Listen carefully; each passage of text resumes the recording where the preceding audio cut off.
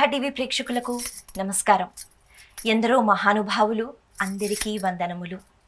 ఈ పుణ్యభూమి మీద జన్మించి ముఖ్యంగా భగవంతుడు మనకి ఏ మార్గాన్ని అయితే చూపించారో ఆ మార్గంలోనే ప్రయాణం చేస్తూ భగవంతుడిని ప్రతి పదార్థంలో చూస్తూ నిత్యము సేవిస్తూ వాళ్ళు తరించిపోతూ ఆనంద స్థాయి వరకు వెళ్ళి ఆనందాన్ని పొందుతూ మనకి కూడా ఆనందాన్ని పంచిపెట్టే ప్రయత్నం ఎంతోమంది మహానుభావులు మహాభక్తులు చేస్తున్నారు.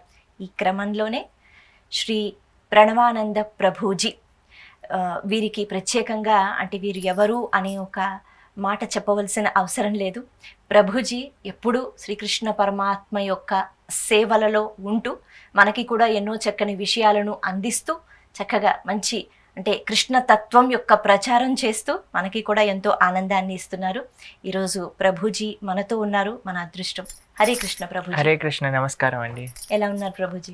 కృష్ణ దయ వల్ల బాగున్నాం. మీరు? బాగున్నాను ప్రభుజీ.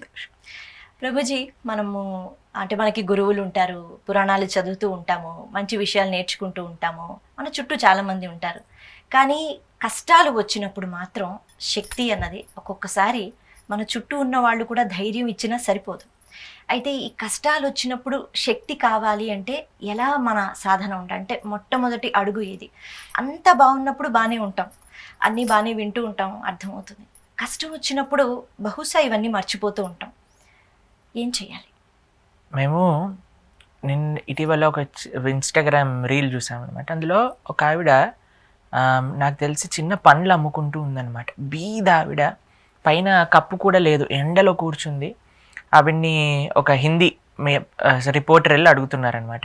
భగవంతుడు నీకు కనిపిస్తే ఏం అడుగుతావు అని అంది ఆవిడ. అయితే ఆవిడ చెప్పిన ఆన్సర్ ఏంటో తెలుసా అండి? నాకు కష్టాలు ఇవ్వు అని అడుగుతాను అని అన్నారు. అయితే ఈయన అన్నారు, ఎందుకు అడుగుతున్నావు అలా అని అంటే, అన్నీ బాగుంటే భగవంతుని నామం ఎందుకు చెప్తాం? ఏదన్నా కష్టం వస్తే కదా భగవంతుని ఆశ్రయించే, అందుకు కష్టాలు ఇవ్వు నాకు అని కుంతి మహారాణి అదే ప్రార్థన చేస్తుంది భాగవతంలో. కానీ ఒక పువ్వులు పండ్లు అమ్ముకునే ఆవిడ నుంచి ఈ ఆన్సర్ రావటం నాకు చాలా అద్భుతంగా అనిపించింది. ఎందుకంటే ఆవిడకున్న గ్రేట్ రియలైజేషన్ అటువంటిది. మీకు ఒక విషయం చెప్తానండి. ఒకసారి మనము సీతాకోక చిలుక చూస్తాం కదా, బటర్ఫ్లై అని అంటాం. అది కకూన్లో ఉంటుంది, క్యాటర్ పిల్లర్, ఒక వార్మ్గా దాని చుట్టూ ఇలా ఇలా కప్పు ఉంటుంది. అది ఒకసారి ఒక చిన్న పిల్లవాడు చూశాడట, పైనుంచి ఇలా సీతాకోక చిలుక యొక్క తల మాత్రం బయటకు వచ్చింది. అది ఇలా ఇలా ఇలా ఇలా అనుకుంటూ ఉంది. అయితే వీడు అనుకున్నాడట, అరే ఎలాగైనా సరే ఈ సీతాకోక చిలుకని తొందరగా విడుదల చేయాలి, ఒక చిన్న కత్తెర తీసుకొని కట్ చేసేద్దాము ఈ పైన కప్పుని అని కట్ చేసేసాడట. కట్ చేయగానే టామ్ అని కింద పడి చనిపోయిందట. ఆయన ఏమనుకున్నాడు, తొందరగా ఓపెన్ చేసేస్తే పొట్ట చిన్నదై రెక్కలు పెద్దగై అది ఎగురుతుంది అని అనుకున్నారు. కానీ దానికి రివర్స్ అయిపోయింది. ఎలా అయితే దాని యొక్క రెక్కలు ఉండావో అలానే ఉండిపోయాయి, పొట్ట అలానే పెద్దగా ఉంది, కింద పడిపోయింది.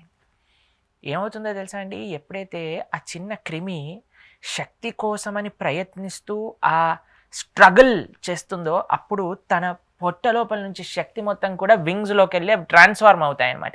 ఎనర్జీ ట్రాన్స్ఫార్మ్ అవుతుంది. ఏది? ఆవిడ పడిన వేదన, ఆ స్ట్రగుల్ అనేది శక్తినిస్తుంది. ఎప్పటికీ ఫ్రీగా ఉండడానికి సీతాకోక చిలుకకి రెక్కలు వచ్చి అవి హాయిగా ఎంత కలర్ఫుల్గా ఉంటుంది చూస్తారా మీరు? ఫస్ట్ ఆ క్రిమిగా ఉన్నప్పుడు ఎంత విచిత్రంగా ఉంటుంది, భయం వేస్తుంది. కానీ ఒక్కసారి ఆ స్ట్రగుల్ దాటాక ఇట్ బికమ్స్ వెరీ బ్యూటిఫుల్. కాబట్టి కష్టాలు రాకూడదు, స్ట్రగుల్స్ రాకూడదు, అంతా సుఖంగానే ఉండాలి అనుకోవటమే మెయిన్ తప్పు. ఆ భావన మన లోపల ఏదైనా సరే భగవంతుడా నీ యొక్క కృప ఉండాలి చాలు, నీ నామస్మరణ చేస్తూ ఉండగలగాలి చాలు. అది నిజమైన ధనం, అది నిజమైన ఐశ్వర్యం, అది నిజమైన సుఖం. కానీ కష్టాలు ఎప్పుడూ కూడా కష్టాలలో దేవుడు నన్ను ఆదుకోలేదు కాబట్టి దేవుడు లేడు అనే భావన చాలా మందిలో కలుగుతూ ఉంటుంది. ఈ దేవుడు కంటే ఆ దేవుడు బెటర్, ఎందుకంటే ఈ దేవుడు నన్ను రక్షించలేదు కానీ ఆ దేవుడు రక్షించాడు. ఇవన్నీ కూడా ఇమ్మెచ్యూర్ ఆలోచనలు అన్నమాట. ఎవరికైతే భక్తిలో పరిపక్వత అనేది కలిగిన వ్యక్తులు ఉంటారో వాళ్ళు ఎప్పుడూ కూడా ఇదే భావనలో ఉంటారు. కృష్ణ, ఎన్ని కష్టాలు వచ్చినా ఏమొచ్చినా పర్వాలేదు తండ్రి, నీ నామస్మరణ మర్చిపోకూడదు, నీ యొక్క సేవ మర్చిపోకూడదు, నీ యొక్క భక్తుల యొక్క మాటలు మర్చిపోకూడదు, నీ యొక్క నామాన్ని మర్చిపోకూడదు, నీ దర్శనాన్ని మర్చిపోకూడదు. ఇది నిజమైన భక్తి తత్వము అని అంటే. మనం భక్తి అని అన్నాం కాబట్టి భక్తిలో ఉండే నిజమైన తత్వాలను ప్రస్తావన చేయాలి మనం. కేవలం కోరికలు కష్టాలు ఈ రెండింటిని నుంచి ఎప్పుడైతే మనం పైకి లేస్తామో అప్పుడే మనం భగవద్భక్తి ఏంటి అని మనకు అర్థమవుతుంది. అయితే ఇంత చక్కని ఆలోచన అంటే ఆ మెచ్యూరిటీ ఏదైతే ఉందో బహుశా అందరిలోనూ ఉండదు. అంటే వాళ్ళు ఎంతసేపు కష్టం నుంచి ఎలా బయటపడాలి అని అనుకుంటూ ఉంటారు. మరి అటువంటి వాళ్ళకి మీరు మొట్టమొదటి అడుగు వాళ్ళు ఏం తీసుకోవాలి? కనీసం భగవంతుణ్ణి అడగాలి. దాంతో స్టార్ట్ చేయండి. ఆర్తో అర్థార్థ జిజ్ఞాసి జ్ఞానిశ్చ భరతశ్రభ అని కృష్ణుడు చెప్పాడు భగవద్గీతలో. నా దగ్గరికి 4 రకాల వ్యక్తులు వస్తారు, అందులో కోరికతో వచ్చే వాళ్ళు కూడా ఉన్నారు. కానీ అటు ఇటు వెళ్ళి అందరిని ఆశ్రయించడం కంటే భగవంతుని ఆశ్రయించండి, ఫస్ట్ స్టెప్ అది. దాని తర్వాత తెలుసుకోండి, కోరికలు వస్తూ ఉంటాయి తీరుతూ ఉంటాయి. ఎన్ని కోరికలు అడిగేది భగవంతుడికి? ఆ స్వామి యొక్క సేవ మనకి చెప్తారు. భుక్తి ముక్తి సిద్ధి కామి సకలే అశాంత కృష్ణ భక్త నిష్కామ అతయేవ శాంత. ఎవరు కోరికలు అడిగే వాళ్ళందరూ కూడా అశాంతంగా ఉన్నారట. ఎందుకంటే ఇప్పుడు ఈ కోరిక అయ్యాక కోరికల పరంపర ఆగుతుందా అండి ఎప్పుడైనా? కోరిక ఏది మీకు సాటిస్ఫాక్షన్ ఇవ్వలేదు. ఇప్పుడు నాకు ఇది కావాలి అనిపించింది, అది తీసుకున్నాను. దాని తర్వాత మళ్ళీ ఇంకొకటి కావాలి అని అనిపిస్తుంటేనే ఇది అంతగా పని చేయలేదు, మన మనసుకి స్వాంతనని ఇవ్వలేదు అనే కదా అర్థం. కానీ ఒక్క పాయింట్ ఎక్కడైతే మనం చేరుకుంటామో ఇంకా మనకి ఎటువంటి కోరికలు ఉండవు, ఎప్పుడు సుఖంగా సంతోషంగా ఆనందంగా ఉండేది ఏంటి అంటే భగవద్భక్తిలో. అందుకే నారదుడు, ఈ రోజు నుంచి మేము నారద భక్తి సూత్రాలు ప్రవచనం చేస్తున్నాం అనమాట. అందులో అమృత స్వరూపాచ అని అంటారు. అమృతం లాంటిది భక్తి అని అంటారు. లౌకికమైన అమృతం కాదండి, పారలౌకికమైన అమృతం, కృష్ణుడు అనే అమృతం. ఈ అమృతపానం కానీ చేస్తే, భక్తి అనే అమృతపానం చేస్తే ఇంకా ఏ కోరికలు ఉండవు, మనకి శాశ్వతంగా శాంతిగా ఉండగలుగుతాము. కాబట్టి ఫస్ట్ స్టెప్ అట్లీస్ట్ భగవంతుని అడగండి. అటు ఇటు ఇటు ఎక్కడ పడితే అక్కడ పరిగెత్తకండి. దాని తర్వాత అర్థం చేసుకుంటుంది భగవంతుడి యొక్క ఇచ్చ ఉంటే మనకి ఈ విషయం అర్థమవుతుంది. కోరికలు అడగటం కోసం కాదు, భగవంతుడి యొక్క సేవ చేసుకోవటం భక్తి అనేది. అంటే ముందుగా కష్టాన్ని మనం యాక్సెప్ట్ చేయాలి. మనకి ఈ ప్రపంచానికి భగవంతుడు పెట్టిన పేరు దుఃఖాలయం అశాశ్వతం. పాపం తయారు చేసినోడే దుఃఖాలయం అని పెడితే ఇంకా అక్కడ దుఃఖాలు ఉంటాయి కదండి. ఖచ్చితంగా. ఒక విషయం చెప్తాను మీకు. ఎవరైనా వెళ్ళి రామ నాకు అసలు కష్టాలు వద్దురా అని అంటే రాముడు ఏమనుకుంటాడండి? పాపం ఎన్ని కష్టాలు ఆయన పడ్డాడు చెప్పండి. ఆయనే అన్ని కష్టాలు పడినప్పుడు భగవంతుడికి అన్ని కష్టాలు వచ్చినాయి, ఆయన అనుభవించి చూపించారు ఎలా దృఢ నిశ్చయంతో ఉండాలి, ఎలా మన మనసుని నిగ్రహించుకోవాలి, ఎన్ని కష్టాలైనా పోతాయి. అవును కదండి, అంతసేపు ఆయన భరించినందుకు మళ్ళీ చక్రవర్తి సార్వభౌముడయ్యి అయోధ్య నగరాన్ని పాలించారు కదా. కాబట్టి భగవంతుడే చూపిస్తున్నాడు కష్టాలు, నేనే అనుభవించి చూపిస్తాను మీకు. కానీ మనం రాముడి దగ్గరికి వెళ్ళి నాకు రామయ్య కష్టాలే వద్దు అంటే పాపం ఆయన ఎలా నవ్వుకుంటాడు, అయ్యో నేనే ఇన్ని కష్టాలు పడ్డాను, వీడొచ్చి నన్ను అడుగుతున్నాడు కష్టాలు పడకూడదు. అందుకే మనం ఎప్పుడు ఎక్కడికి వెళ్ళినా మేము ఈ విషయం చెప్తామండి, కష్టం అనేది ఇన్విటబుల్. కష్టం నుంచి బయట పడలేము ఈ ప్రపంచంలో ఉన్నంత వరకు. ఒకటే ఒక వన్ షార్ట్ సొల్యూషన్ ఉన్నది. ఇక్కడ నుంచి మనం భగవంతుడి యొక్క లోకానికి యత్కత్వా న నిబద్ధంతే తద్ధామ పరమమ్మవ కృష్ణుడు చెప్పాడు. ఆ బ్రహ్మ భువనాలోక పునరావృత్తినో అర్జున మాముపేత్యతు కౌంతేయ పునర్జన్మన విద్యతే అని భగవంతుడు చెప్పాడు. ఇక్కడ నుంచి బ్రహ్మలోకం వరకు ఎక్కడికి వెళ్ళినా సరే మళ్ళీ తిరిగి రావాలి. ఇక్కడేముంది? బాధలు ఉన్నాయి, కష్టాలు సుఖాలు. పునరపి మరణం పురనపి జననం పురనపి జననీ జఠరే శయనం ఇహ సంసారే బహుదుస్తారే అని అంటారు శంకరాచార్యులు. బహుదుస్తారే, అన్ని దుఃఖాలతో కూడుకుంది ఈ సంసారం. అందుకే మనకి సంసారం వద్దయ్యా. మరి సంసారం వద్దు అని కేవలం భగవంతుని ఆశ్రయించమండి. మనకి నీ సేవ కావాలి. ఆయన సేవ ఉందనుకోండి, మిగతా అదంతా అన్ని సుఖాలు అన్ని ఐశ్వర్యాలు మనతో పాటే ఉంటాయన్నమాట.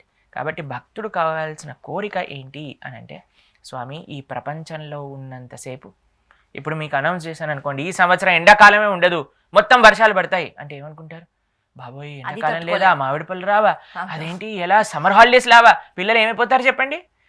ఒక దగ్గర కష్టం ఉంది, వేడి ఎండలు ఉన్నాయి, కానీ మామిడి పళ్ళు వస్తాయి, సమ్మర్ హాలిడేస్ వస్తాయి, వెకేషన్స్కి వెళ్ళొచ్చు, ఎన్ని అడ్వాంటేజెస్ కూడా ఉన్నాయండి. కాబట్టి ఎక్కడో ఒక చోట you have to accept that this is the nature of life. ఇది ఈ ప్రపంచంలో కొన్ని కష్టాలు మనం ఎదుర్కోవాల్సిందే. దానికి ఎటువంటి ఏమంటాను, దానికి షార్ట్ కట్ లేదు. ఇంకా ఒకటే ఒక సొల్యూషన్ ఉంది, భగవంతుడి దగ్గరికి వెళ్ళటం, ఆయన సేవ చేసుకోవటం. అదే సేవ, అదే భక్తి ఈ ప్రపంచంలో ఉన్నా మన చుట్టూ ఎన్ని కష్టాలు మనల్ని వెంబడి చేస్తున్నా సరే మనం సుఖంగా ప్రశాంతంగా ఉంటాము. అదే భాగవతం. సవై పుంసాం పరోధర్మో యతో భక్తిర్ అదోక్షజే అహైతుకి అప్రతిహత యయాత్మ సుప్రసీదతే అని చెప్తుంది. ఆత్మకు శాంతి కావాలి. ఇప్పుడు చేపకి మీరు చేపను పట్టుకొని చేతిలో నీకు మంచి super duper AC luxury sofa పైన కూర్చోబెడతా తీసుకెళ్ళి మరి రిక్లైనర్ చైర్ పైన మొత్తం రిక్లైన్ చేసి కూర్చోబెట్టారు అనుకోండి, ఏమంటది? ఓ చాలా మంచి పని చేసావు అని అంటదా? రే నన్ను నీళ్ళల్లో వదిలిపెట్టరా, లేదా చచ్చి ఊరుకుంటాను అంటే. అలా మనం ఈ ప్రపంచంలో అన్ని రకాల సుఖాలు అన్నిటినీ మన శరీరానికి అలవాటు చేస్తున్నాం, కానీ ఆత్మ శాంతిగా లేదు. ఎందుకు అనంటే ఆత్మకి ఆహారము భగవద్భక్తి, భగవత్ సేవ. అది కానీ మనం ఇచ్చామనుకోండి, అప్పుడు ఈ కష్టం కష్టమా, ఈ కష్టం ఎలాంటి వరము నాకు భగవంతుడిచ్చింది అనే విషయాలు కూడా అవగతమవుతాయి. కాబట్టి మరి ఈ అండర్స్టాండింగ్ ఎలా వస్తుంది? ఇప్పుడు జనాలకి ఈ అండర్స్టాండింగ్ రావాలంటే ఏం చేయాలి? చాలా పెద్ద ప్రశ్న అండి. మంచి లాస్ట్ టైం మనం డిస్కస్ చేసుకున్నాం ABCD ఫార్ములా. మంచి వాళ్ళ సాంగత్యంలో మంచి గురువులు ఎవరైతే శాస్త్ర అధ్యయనం చేసిన వారు ఉన్నారో వాళ్ళు, ఇప్పుడు మీకు ఒక నిర్ణయం, నాకు ఒక రీల్ పంపించారండి. ఒక గురువు అంటారు, వేదాలు అవసరం లేదు, గీతా భాగవతాది అవసరం లేదు, ఎటువంటి ఆధ్యాత్మిక పుస్తకాలు అవసరం లేదు, సాంప్రదాయంతో సంబంధం లేదు, నేను చెప్పిందే నాకు తెలిసిందే వేదము అని అంటే, కింద వాళ్ళందరూ చెప్తున్నారు గీత కంటే గొప్పవాడు మా గురువు, భగవద్గీత, భాగవతం, వ్యాసదేవుడు, పురాణాలు, ఇతిహాసాలు, వేదాల కంటే గొప్పవాడు మా గురువు అని కింద అందరు పెట్టేస్తున్నారు అనమాట కమెంట్. సాక్షాత్తుగా కృష్ణుడు రాముడే గురుకులానికి వెళ్ళి సాందీపని విశ్వామిత్రుల దగ్గర చదువుకుంటే, కానీ ఇప్పుడు ప్రస్తుత సమాజంలో ఉన్న గురువులు ఏం చెప్తున్నారు అని అంటే, వేదవ్యాసుడు అవసరం లేదు, వ్యాసుడిచ్చిన వాంగ్మయం అవసరం లేదు అని చెప్తున్నారు. ఇది చాలా పెద్ద ప్రమాదం సనాతన ధర్మానికి. యం శాస్త్ర విధిన్ ఉత్సృజ్య వర్తతే కామకారక నస సిద్ధిం అవాప్నోతి నసుకం న పరాంగతి అని కృష్ణుడు బోధించారు గీతలో. మనకి ధర్మము అనంటే శాస్త్రము, తస్మాత్ శాస్త్రం ప్రమాణంతే. కాబట్టి మనం చక్కగా ఎంతసేపు పడదండి, ఒక 10 నిమిషాలు రోజు గీత చదవగలిగితే, ఒక 15 నిమిషాలు రోజు గీత మనం వినగలిగితే, మన ఛానల్లో ప్రణవానంద దాస్ అనే ఛానల్లో మనం సంపూర్ణ గీత చెప్పాం. సుమారుగా 8 లక్షల మంది పైగా విన్నారు ఆ గీత ప్రవచనాలని. తర్వాత విన్నాక మాకు చెప్పడం ప్రారంభం చేశారనమాట, ఎలా వాళ్ళ జీవితంలో ఆ ప్రభావము గీత విన్నందుకు ఎవరెవరు ఎలా మారారు అని. మార్పు ప్రధానం అండి మన మనసులో. ఈ ప్రపంచంలో ఉన్న తత్వాన్ని యాజ్ ఇట్ ఈజ్ అర్థం చేసుకోవాలి అని అంటే, ప్రపంచాన్ని తయారు చేసిన వాడి కంటే ఎక్కువగా ఎవరికి తెలుస్తుందండి?